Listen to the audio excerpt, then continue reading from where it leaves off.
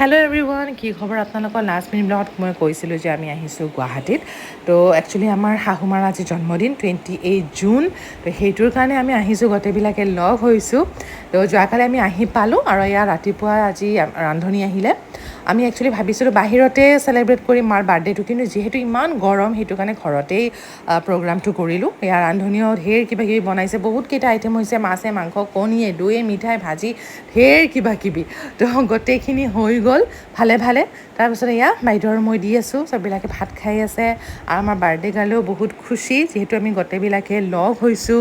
মাৰো খুব মন আছিলে যে গোটেইবিলাকে লগ হৈ এসাঁজ খাম ভালকৈ।